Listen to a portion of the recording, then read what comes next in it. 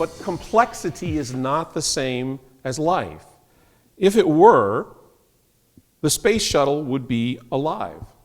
It's one of the most complicated engineering structures mankind has ever made, but it's not alive. It's dead. Horribly complex, sometimes very dangerous, but not alive. Complexity is not the same thing as life.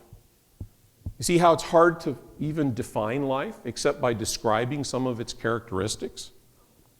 Where did life come from? Why does life obey the laws? Life obeys the laws of physics and chemistry and ecology and mathematics. It obeys all of these laws without exception. But it didn't create the laws. Life simply obeys them. The laws exist, and life has to toe the line. Otherwise, it won't survive as life. Where did the laws come from? Were they created by nothing? Did they have in mind life in the future when the laws of physics and chemistry were established?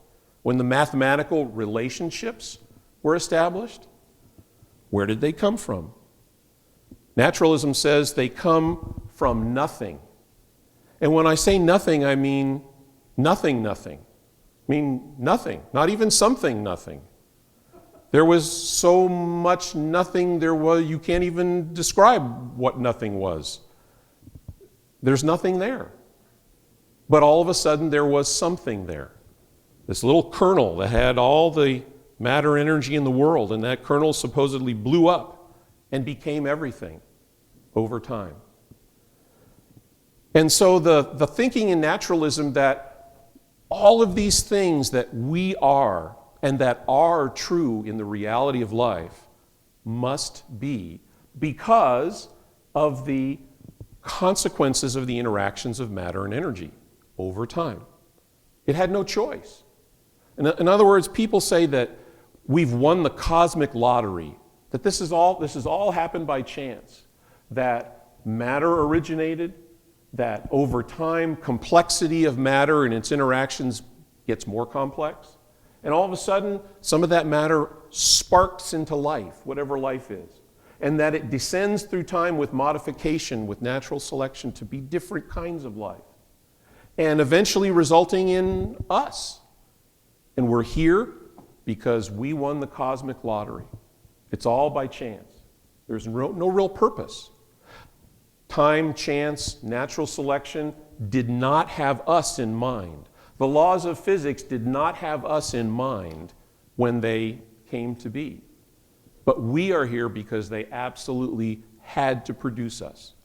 And what that means is there's no such thing as free will. I mean, in reality. Now, did I have to say that? Or am I free not to say that? Philosophers tend to chase their tails often. But it also creates a world of illusions that we'll talk about more in other sessions. The illusion that the world is designed sure looks like the world is designed. It sure looks like the world was waiting for us. As you open your eyes to be, the world was designed to fit you. But that's only an illusion. Because in naturalism, nothing can think ahead. There's no real reason for things to be the way they are. They just happen to be that way. And if they weren't this way, we couldn't see them. Not much of an explanation. It's not very satisfying to live in a world of illusion where we enjoy beauty, we enjoy music, but there's no real biological reason for those things. They're just illusions. So why do these things really exist? Did they have to be? Did what exists have to be? Or was it caused to be for a purpose? And so this is the view of Genesis and the view from God's chair, that what is was caused to be for a purpose by a real, a conscious, a powerful, a living God who is independent, self-existent. We are dependent. He is independent. We are physical. He is non-physical.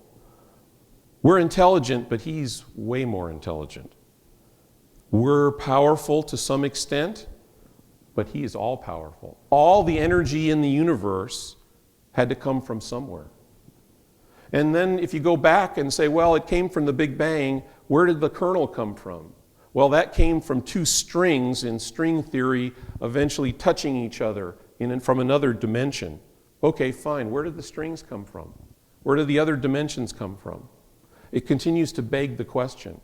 It doesn't explain itself. God is personal as we are personal. He's the source of personality, the source of caring, the source of love, the source of beauty, and the source of justice. God doesn't give any account of his being in the sense that he's under no compulsion to explain himself to us. He is responsible to no one and held to account by no one. He simply is. And we need to recognize that. So reductionism is part of the naturalistic philosophy that says that since everything is dependent upon everything else in a cause and effect manner, if I look at what exists and I reduce it to the next level of complexity, I can continue to do that with any phenomenon until I find its fundamental basis for why it is or how it works. So everything is the result of the properties of matter and energy interacting. And so if we look at biology, biology is simply applied chemistry. It's chemistry that metabolizes and grows and senses and interacts with itself. So it's just applied chemistry. Chemistry by itself is really interesting, but that reduces to the principles of physics. And physics, of course, is foundational. So this is an idea of reductionism, where everything that is, even your thoughts now as you sit here, can be reduced just to chemistry in your brain. And if your brain chemistry is one way and my brain chemistry is another way, why is one good or one bad? There isn't such a thing as good chemistry and bad chemistry. In a universe that is silent as to purpose, there isn't good and there isn't bad. And physics is fundamental, and nothing created everything.